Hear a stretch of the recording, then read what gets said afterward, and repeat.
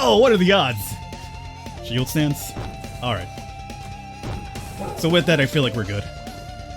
And here we have to deal with the guard dog of the volcano. Yeah, alright, everybody, welcome to the Indie Showcase with the Birdman Eye. I said Birdman. This right here, Stranger Maidens, please protect me! You see, we are going to be playing the lovable role here of an absolute loser. A little bit of a Nepo baby. Him and Grandpa have been living off the riches left to them behind by their world-renowned adventuring father in this fantasy land. He was, I guess, some sort of mercenary who was very well known. One day he just up and disappeared, but he left a lot of his riches for old us and Grandpa. Then one day Grandpa gets upset and he's just like, you know what? You gotta go out there and be your own man. You can't just be relying on Papa's wealth left over to you. And so we get pushed out there into the wild. Nothing can possibly go wrong. Now, there is a bit of an introduction to the game that literally kind of explains what I did in just like under a minute or something. But it's a very kind of like semi-lengthy scene between Joey, us, and Grandpa talking about essentially getting out there, be your own man. And what exactly is this pendant thing supposed to do? Do you grant wishes if I rub you will a genie emerge and solve my problems? This is what's left to us by our father.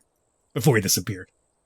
Never mind, let's find an adventurer's inn first. There'll be someone there who knows what the heck you are. Or will we? Oh, what was that noise? Oh no. It's vampiric bats. Holy crap. Why are there beasts on the road? I don't even have anything to fight them with. Whoa. Now, the gameplay for this one is, well, there's going to be some story scenes, obviously, visual novel-esque, but the gameplay itself, and there's a lot of it, is going to be very Vampire Survivor-esque, so if you're familiar with that formula of games, you'll do well here. And you also have an entire party to control. All of them have their own little special abilities, so, I mean, we'll get to that soon. Right now, running is our only option, so, for at least for a while, it's also a runner. Because we need to outrun these beasts. Now, because we're soft, we can't make it. Oh, I think I'm almost at the next village. I can see some light. I think there's some people over there. Are they guards or adventurers? Hey, you over there, please save me. Ah. Who the heck is yelling? And the voice acting is in English. It's very interesting. There is no other language choices. It looks like a young human being chased after by beasts. He is begging for our help. Poor thing. He'll be ripped to shreds before he makes it here. Should we do something? If he can't even handle some beasts, then he's useless. Let's just leave him to die. Come on, it's not like we have anything else to do right now.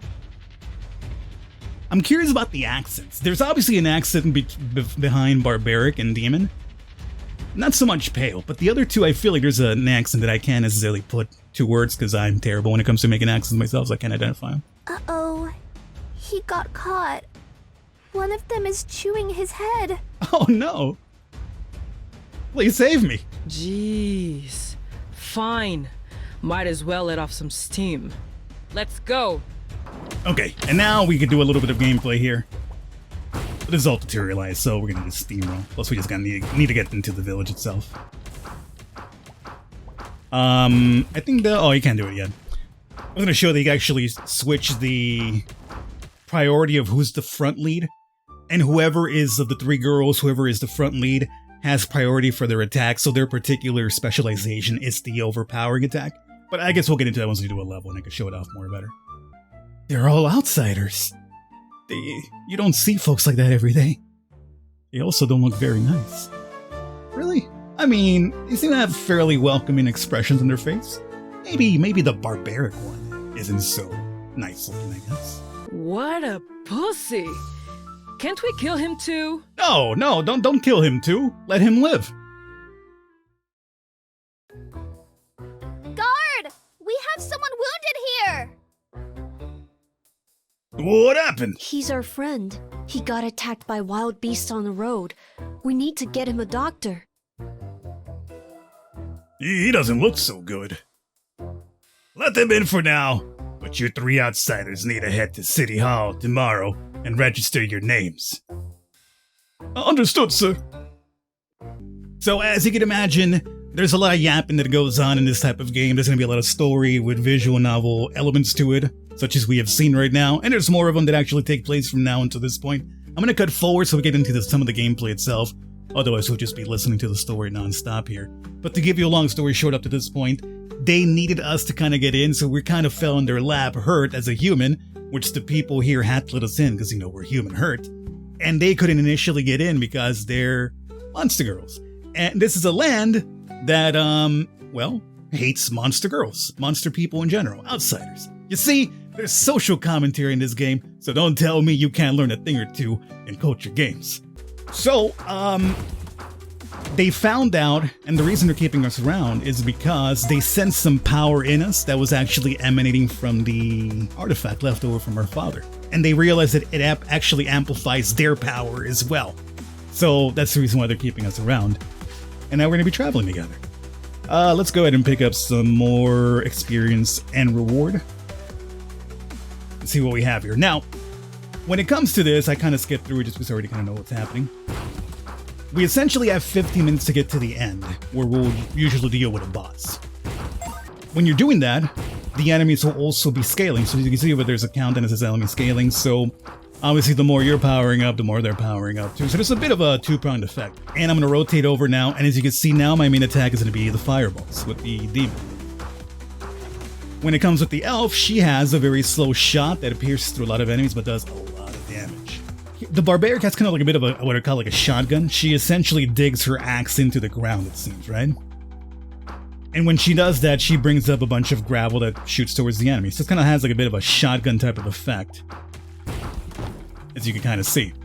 However, I guess the demon is kind of also similar, but she has more of a oozy effect, I guess. So it's a bit more... Oh. A bit more quicker, I suppose, but it also kind of serves the same premise, which is kind of like a big, wide area of attack, you know? So in a way, I kind of feel like the demon makes the barbarian woman obsolete. Right now, I'm not going to spend too much time leveling, mainly because there is going to be a little gimmick with the very first boss in the game here. The gimmick is that essentially the game wants you to see, I'm not sure if it's because of the demo or what, but they want you to see all the powers imaginable. So once you get there, our crystal does some sort of, you know, fourth wall breaking thing where it powers us up completely. And we're going to have every single thing maxed out. So I found out the hard way. I was over here like, you know, I spent like a good 10 minutes just kind of leveling myself up to get to this point. I'm like, all right, now I'm ready for the boss. I walk in there and they give me every boost. And I was like, oh. That was kind of pointless at that point, huh? So that's the reason right now I'm not going to spend too much time. Let's just get us over there. The next mission we'll do will be a legitimate one where you then do have to take your time. But this is mostly here kind of a tutorial. We also have a dash attack, or at least a dash to avoid damage. This must be the despicable, nefarious Taurus Ravager. Don't worry, there's none of that in this game. Looks like it's way too powerful for you now. Uh-oh, does that mean this bull is gonna take my demon girls? Oh no! I make an exception and level you up to your limit. Just this once. I promise this is the last NTR you will see. There you go. Breathe at ease. Fears of the NTR. By the way, I'm not in C. We have everything over here maxed out now. All of our passes, my wolves maxed out. He's got his own little flock of wolves. We have a bunch of fire spells going on. We have traps being laid out. One thing that I haven't mentioned yet, and I picked up on when I took this out for a spin, the music thus far in this level and the next one, fantastic. This game has a very low-key banger of an OST, is all I'm gonna tell you. Like for the next level, when I was, you know, taking my sweet time just leveling up and getting ready for the boss, man, I was just enjoying the tunes. I was just grooving out. Now, we don't have any sort of like big specials in case you're wondering. Is there something I could activate myself for like a big power mega attack? No, it's everything just essentially what you pick up. Everything's kind of like passive. Ugh, I can't keep up. How can they fight while also moving so fast? Hey, wait for... it. Get out the way. I'm done for. Yeah, I believe what happens is the artifact actually teleported us and the monster girls out of the dungeon right before we took that killing blow from that spider who snuck up. What happened? Where's the enemy? And that's when they realized that, man, this guy's kind of powerful with this little artifact. Are we back in town? Was that your magic, Jezerin? That wasn't me. I can't use teleportation magic in that condition. What brought us back to town then? I saw it. It was Mr. Joey's pendant. The light that transported us back here came from the pendant. The pendant saved me? What a surprise. A pendant that actively protects its owner. That's way beyond what most magical items can do. Alright, so we're back at the end over here. Now this part I will live in because it's going to actually set us up to the next stage, which I do want to do for the video. But, well, let's just say it's time for some extras. I would be dead if it weren't for this mysterious pendant. I'd be a corpse by now.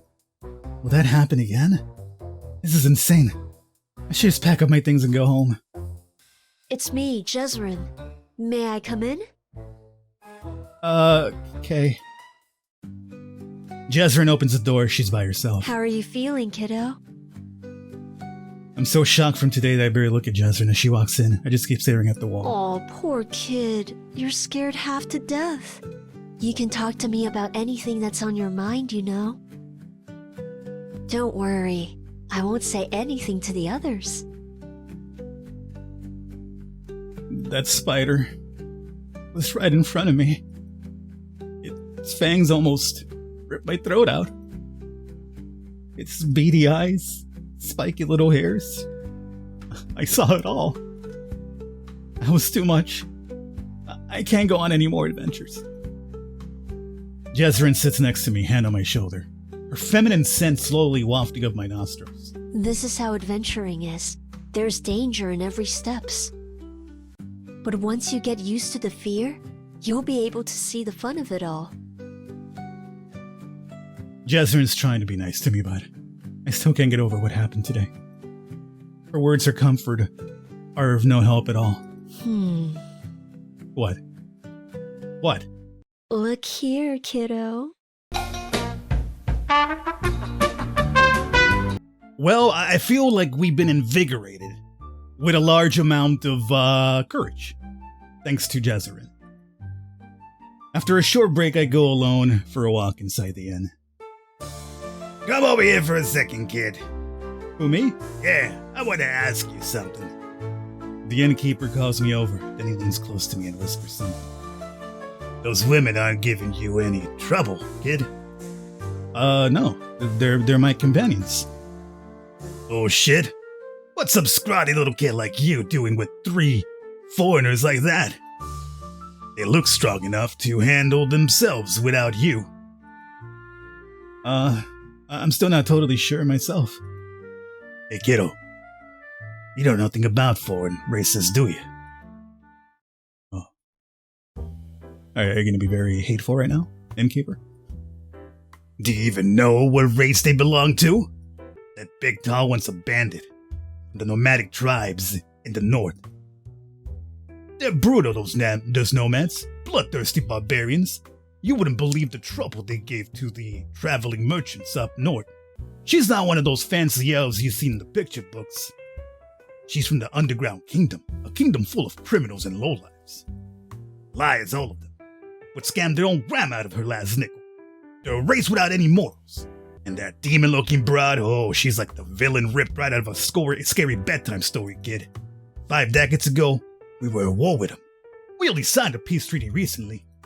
But she's got the Sage's Tower emblem on her, so I guess she's got something to do with them. Still, that does not guarantee she's a decent person. Are they really all so bad? Did you not see everyone's faces when you walked in here with them? They were all terrified, kid. And this is an adventurous town. We're all used to seeing foreigners. So it's really saying something that your companions got everyone feeling uneasy. Anyway, my point is you should get away from them while you still can. The innkeeper isn't wrong. Nobody said a word to those three since we arrived, but are they really bad people? Like the innkeeper said.